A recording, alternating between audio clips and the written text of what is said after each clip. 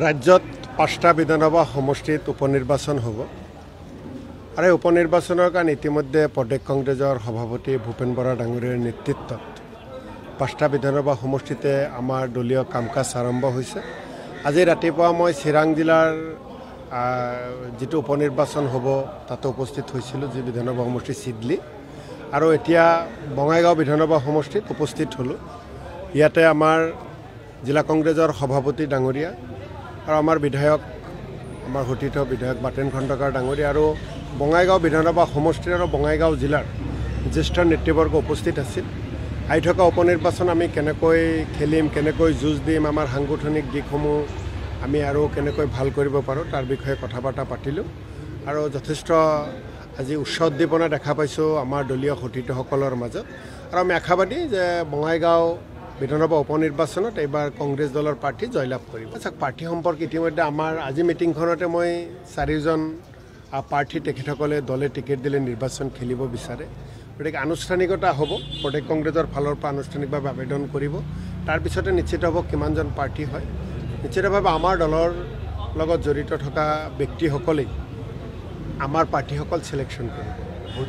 বঙাইগাঁৱৰ booth committee, মণ্ডল committee, block committee, জিলা Congress committee, বঙাইগাঁৱৰ কংগ্ৰেছ দলৰ যিসকল কৰ্মকৰ্তা দীৰ্ঘদিন ইয়াত আমাৰ বিধায়ক নাছিল, তাৰপিছতো যিসকলে দিনে ৰাতিয়ে দলটোক শক্তিশালী কৰাৰ কাৰণে কংগ্ৰেছ দল কৰি থাকে, সেইসকলৰ পৰামৰ্শ মতে এইবাৰ বঙাইগাঁৱৰ উপনিৰ্বাচনৰ কেণ্ডিডেট ঠিক কৰা হ'ব। সেই চৰ্চাবোৰ আমাৰ মাজতো কোনো চৰ্চা হোৱা নাই, আপোনালোকে মিডিয়া হৈ কৰিছে।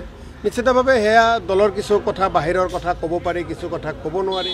গতিকে মই আকৌ কৈছোঁ যে বঙাইগাঁৱৰ বুথ কমিটিৰ প্ৰেচিডেণ্টসকল, মণ্ডল কংগ্ৰেছৰ সভাপতিসকল, ব্লক কংগ্ৰেছৰ সভাপতিসকল, দলৰ কৰ্মকৰ্তাসকল সকলোৱে মিলি জুলি যি পৰামৰ্শ দিব, সেই পৰামৰ্শই অসম প্ৰদেশ কংগ্ৰেছ কমিটিয়ে গ্ৰহণ কৰিব কেণ্ডিডেটৰ ক্ষেত্ৰত। চাওক, কেৱল অশোক শৰ্মাই নহয়, বিজেপি এজেপিৰ বহু জ্যেষ্ঠ নেতা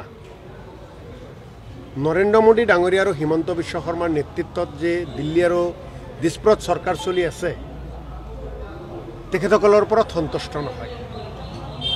আৰু সেইসকল নেতাই আহি থকা সময়ত ৰাহুল গান্ধী ডাঙৰীয়াৰ নেতৃত্বত দিল্লীত যে ইণ্ডিয়া জোঁটৰ চৰকাৰ হ'ব, 26ত যে অসমত কংগ্ৰেছৰ চৰকাৰ হ'ব, এই কথা তেওঁলোকে জানে, যাৰ কাৰণে কংগ্ৰেছ দলৰ লগত বহুতে যোগাযোগ কৰি আছে।